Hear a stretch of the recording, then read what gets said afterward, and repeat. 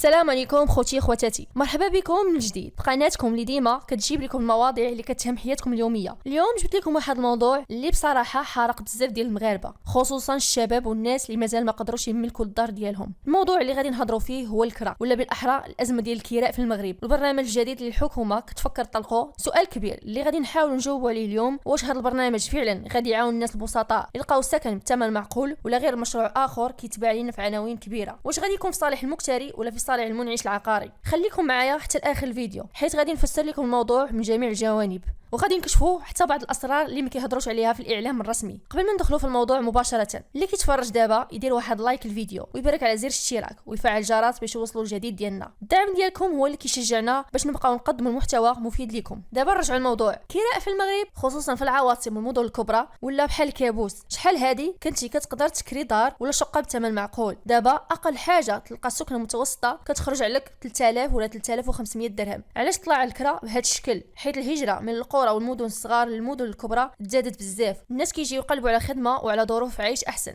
والطلب تزاد بزاف على السكن، والنتيجه الكرا طلع حتى الاخر للسما. الحكومه في اخر ايامها بدات كتفكر في برنامج جديد خاص بالسكن ديال الكراء، والاسم البرنامج اللي عطاوه هو سكن الاجباري الوسيط. ولكن خاص تعرفوا حاجه مهمه، البرنامج باقي غير فكره، يقدر يطبق ويقدر يتبخر. هاد المبادره اللي خرجت من وزاره الاعداد التراب الوطني والتعمير والاسكان وسياسه المدينه، الهدف ديالها هو تلقى حل لازمه السكن اللي كيعاني منها المغاربه، خصوصا في المناطق اللي فيها الضغط عمراني كبير. السكن الوسيط بحال الاسم ديالو هو حل اوسط موجه للطبقه المتوسطه والشباب اللي خدامين ولكن ما قادرينش يشريو الدار، وفي نفس الوقت الكرا غالي عليهم بزاف. الدراسه ديال هذا المشروع غادي تبدا الشهر الجاي ورصدوا ليها 350 مليون سنتيم. الشركه اللي غادي دير الدراسه مازال ما معروفاش واش مغربيه ولا اجنبيه، الله اعلم. الدور ديالها هو تعطي الحكومه تصور كامل شحال خاص يكون الثمن ديال الكرا، فين خاص يبنيو هذا السكن، وكيفاش يطبق البرنامج من الالف للياء. المدن اللي حطوا عينيهم عليها في المرحله الاولى هما كازا، محمديه، الرباط، سلا، مراكش، فاس، طنجه، اكادير وحتى الداخله والعيون. الدراسه مقسومه لجوج مراحل. المرحله الاولى التحليل العميق للسوق ديال الكراء، يشوفوا الحاله الاجتماعيه والاقتصاديه، القوانين اللي كاينه، وحتى المخزون ديال الديور اللي خاويين ومستغلينش. غادي ياخذوا حتى الاراء الوكالات العقاريه والجماعات والمنعشين، وغادي يقارنوا مع التجارب الدول الاخرى بحال فرنسا وبريطانيا وسنغافوره. الهدف انهم يجيبوا توصيات واقعيه، اعفاءات ضريبيه، دعم مباشر، حلول عمليه.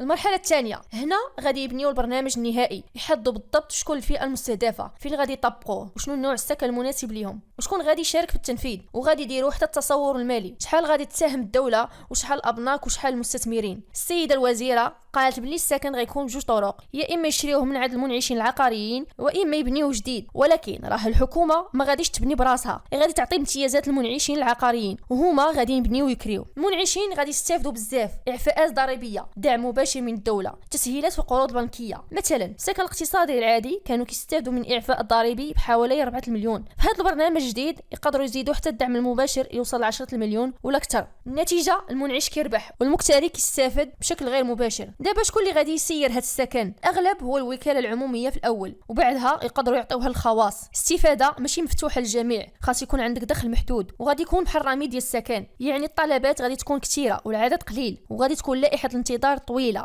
بالنسبه للثمن، الدراسات الاوليه كيقولوا ان الكراء غيكون ابتداء من 1500 درهم للوحده الصغيره. ممكن يكون نظام الكراء المؤدي للتمليك، يعني الا خلصتي 1500 درهم وزدتي عليها 500 درهم كل شهر كتحسب لك في الملكيه. من بعد 25 ولا 30 عام تقدر تولي مالك الدار. على الورق البرنامج باين زوين، غادي يخفف من الغلاء الكراء، يعطي فرصه للشباب والعائلات المتوسطه، يحرك القطاع العقار والبنوك ويخلق توازن نسبي في السوق. ولكن كاين بزاف تحديات. الدوله علاش ما استغلاتش البيانات اللي عندها هي اصلا؟ الجوده، الا كان الهدف السكن رخيص غادي يكون بجوده ضعيفه، وهنا المشكل. الصيانه، شكون غادي يخلص الاصلاحات؟ غالبا غادي يطيحوا على الدوله، والدوله غادي تعاود تبدا دراسات جديده. اداء، الفئه اللي غادي تستافد عندها دخل محدود، يعني الاحتمال كبير يتاخروا في الكرا وتبدا مشاكل قضائيه ديال الافراغ. وما نساوش حتى مشكل الفساد، شركات ممكن ما تحترمش دفاتر التحملات، استغلال الدعم، تاخير في التسليم. خلاصه البرنامج على الورق باين حل وسط مزيان، ولكن الا ما كانش عنده خارطه غادي يطيح في اخطاء اللي وقعت في برامج قبل منه. حنا كنتمنى يكون عند السيده الوزيره نيه حسنه وتلقى الدعم من باقي الاطراف